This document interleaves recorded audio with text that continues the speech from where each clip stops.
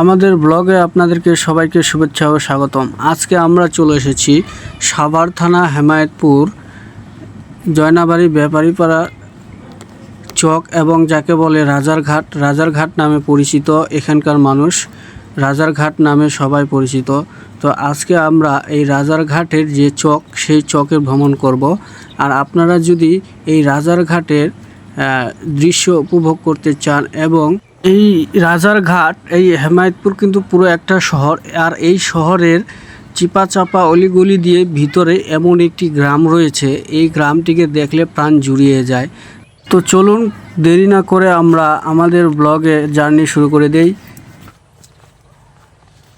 তো দর্শক, এই দৃশ্যটি দেখে মনে হচ্ছে যে আমরা মনে হয় মালয়েশিয়ার কোনো গ্রামে চলে এসেছি, আর নয়তো আমরা সিঙ্গাপুরে চলে এসেছি। কারণ দেখুন, এই যে নদী, এটা কিন্তু নদী।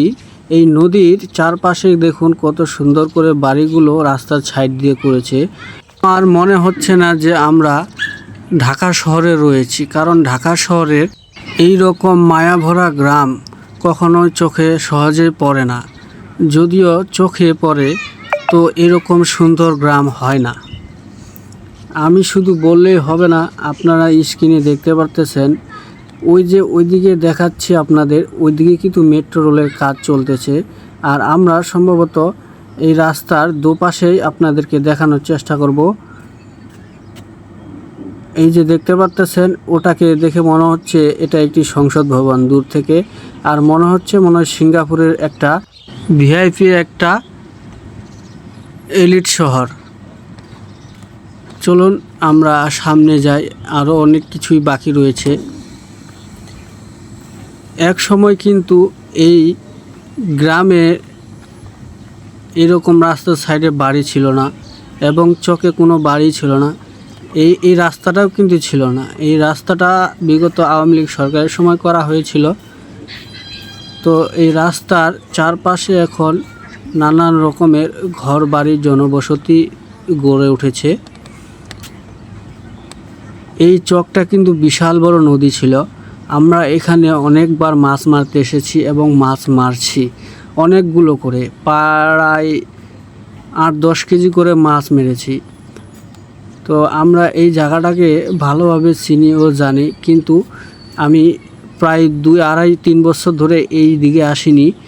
হঠাৎ করে এইদিকে আসলাম, তো দেখতে পারলাম দর্শক, এত সুন্দর একটা ভিউ তৈরি হয়েছে, আর এত সুন্দর একটা সিনারি, আর এত সুন্দর একটি গ্রাম তৈরি হয়ে গেছে যে মনে হয় এটা একটি সত্যি গ্রাম। আসলে আমরা তো রয়েছি এটা হেমায়েতপুর ব্যাপারীপাড়ার একটি ছোট্ট একটি গলি দিয়ে বেয়ে চলা একটি রাস্তা, কাঁচা রাস্তা। তো এই কাঁচা রাস্তার চারপাশেই বসতি, মানুষের জীবনযাপন খুব সুন্দর করে গড়ে উঠেছে।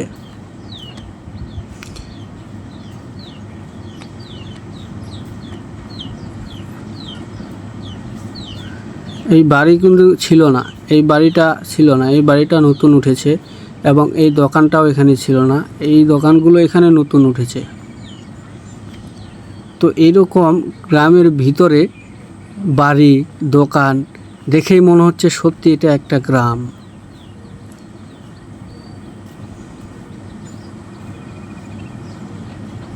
দেখুন চারপাশে কত সুন্দর বড় বড় বিল্ডিং বাড়ি, এবং নদীর মতো কি জলপ্রপাত ওই যে দূরে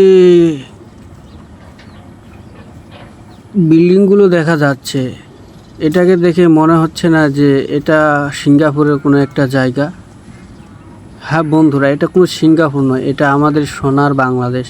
আসলে এটা সোনার থেকেও দামি। এই বাংলাদেশ সোনার থেকেও দামি, কারণ দেখুন গ্রামীণ জীবনযাপন ঢাকা শহরের ভিতরে রয়েছে। অবিশ্বাস্যকর একটি ঘটনা।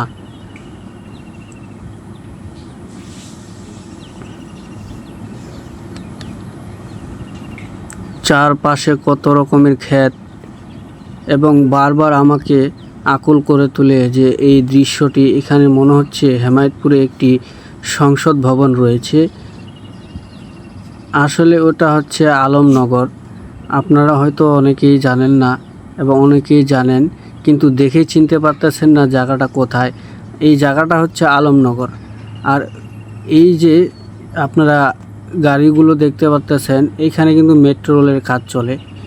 তো এই জায়গাটা একসময় নদী পানি ভরাট ছিল। আরও সামনে যাওয়া যাক।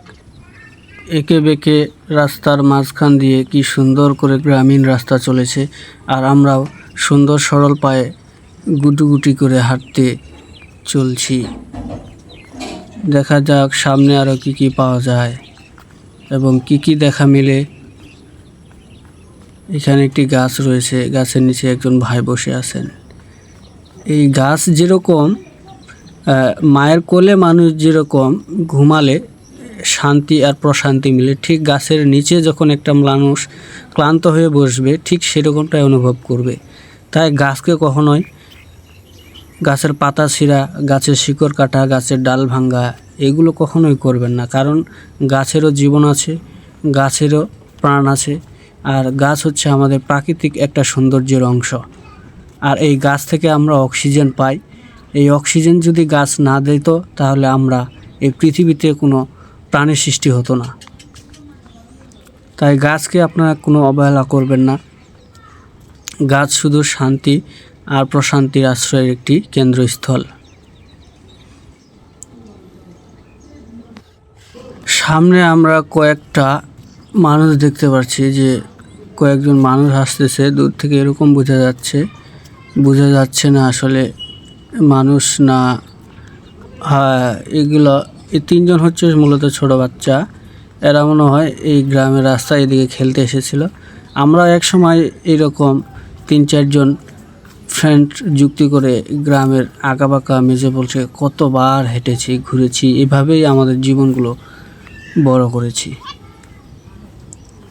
একজন ঘাসের ভ্যানে রেখেছে, এখানে ঘাস কাটতে এসেছে। দেখুন সামনে আরো 3 জন ঘাস কাটতেছে। এরা সম্ভবত খামারি, এরা শুধু ঘাস কাটে এবং গরুকে খাওয়ায়।